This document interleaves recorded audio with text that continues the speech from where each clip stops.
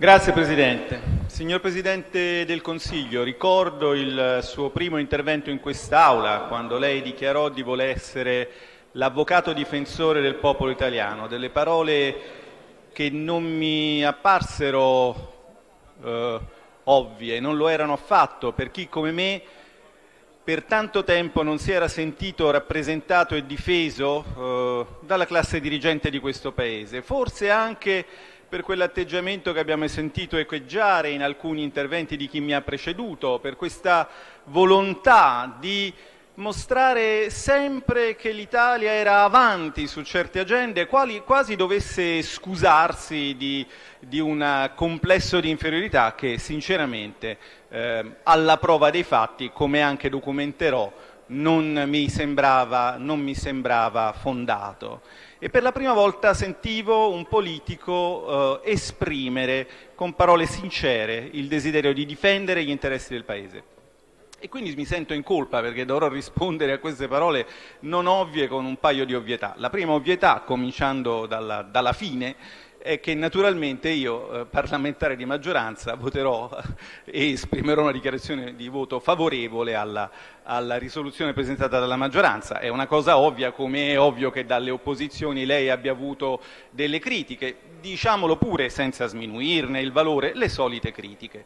Ci sono cose anche più ovvie di questa, che però stranamente fanno notizia in questi giorni. Per esempio, è assolutamente ovvio, perlomeno per chi parla, non vorrei sembrare supponente, che in questo momento stiano esplodendo nel nord della meravigliosa famiglia europea le profonde contraddizioni del progetto così come è stato concepito.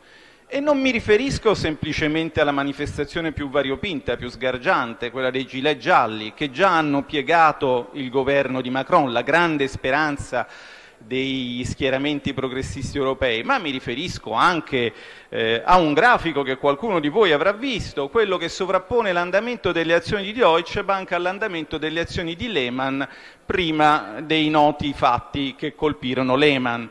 L'andamento è assolutamente speculare, è sovrapponibile, il che non lascia presagire nulla di buono sul fronte occidentale, quello francese, in termini sociali, e nulla di buono sul fronte, in questo caso orientale, quello tedesco, in termini bancari.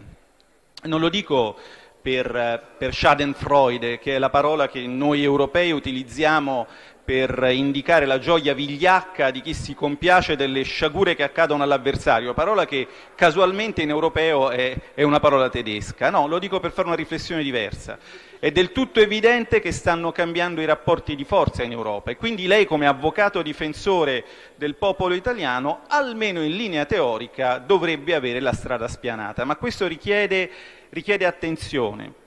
Il momento è delicato e sono stato particolarmente colpito e particolarmente rassicurato dal fatto di vedere che lei è consapevole della delicatezza del momento e del fatto che il bilancio dell'Unione Europea è un documento che ci impegna per 7 anni e quindi è molto importante riflettere su quanto sia opportuno prenderlo in una situazione nella quale gli assetti politici congelati nelle istituzioni europee sono totalmente scollati da quelli che la società europea e gli elettori europei stanno esprimendo pressoché ovunque.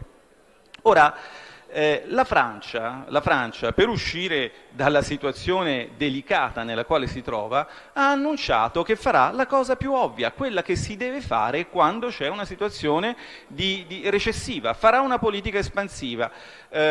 Fonti parlamentari parlano del 3,4%, fonti governative del 3,5%, già si sapeva che il 3% sarebbe stato violato, io resto con la mia previsione espressa in una sede meno augusta di questa, una sede televisiva di fronte a uno dei competenti, di quelli che sanno tutto e che quindi non hanno fatto molto, potrebbe anche superare il 4%. Allora in questo scenario noi stiamo parlando di un meno 0,2 per il nostro Paese, che quindi appare chiaramente come un inchino politico che ci viene chiesto, inchino che suppongo nessuno avrà particolare volontà di fare, ma per un motivo molto semplice, non perché farebbe male al nostro Paese, perché farebbe male all'Europa, perché si vedrebbe che argomenti pseudo-economici vengono utilizzati come strumento di pressione, direi quasi di bullismo politico.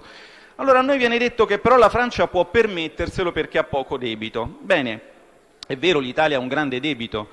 Un debito che è aumentato durante la crisi, nonostante noi fossimo governati dai sacerdoti dell'austerity, alcuni siedono anche in questo consesso. Il debito italiano durante la crisi è aumentato di 686 miliardi di euro, sto parlando dell'incremento dal 2007 al 2018.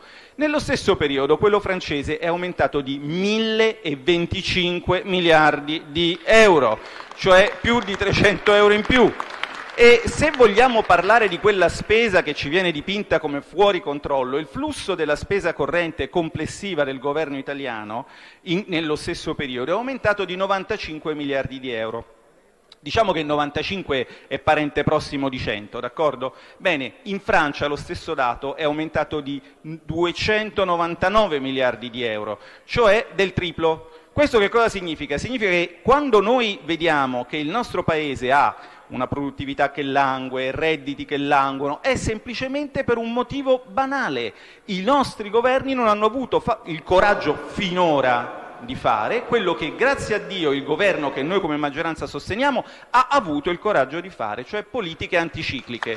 E va detto, visto che lei ha espresso l'urgenza di un cambiamento, che questo cambiamento deve essere anche un cambiamento delle regole, perché per chi voglia entrare nel dettaglio delle regole europee è importante sapere che quando una crisi mal gestita lascia una cicatrice nella crescita di un paese, quel paese si condanna, secondo le regole europee, a smettere di crescere, per il semplice motivo che il cosiddetto PIL potenziale è una misura che non guarda allo stato oggettivo dell'economia, guarda alla storia passata, incorpora tutti gli shock negativi.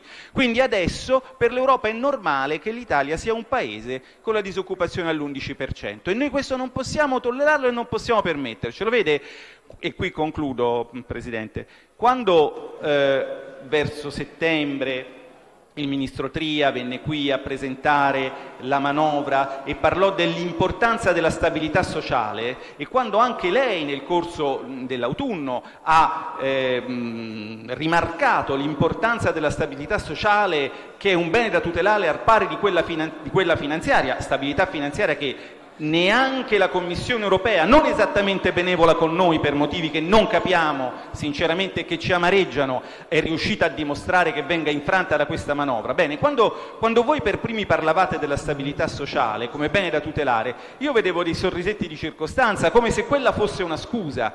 Quello che sta succedendo in Francia invece ci dimostra che avevate ragione voi, e che se in Italia riusciremo ad evitare scenari di questo tipo sarà perché abbiamo avuto un governo proattivo nel difendere questo bene, nel difendere la civile convivenza dei cittadini, e quindi, mi ripeto, per questo motivo voterò in modo convintamente favorevole insieme al gruppo Lega Salvini Premier Staz alla nostra risoluzione. Grazie Presidente.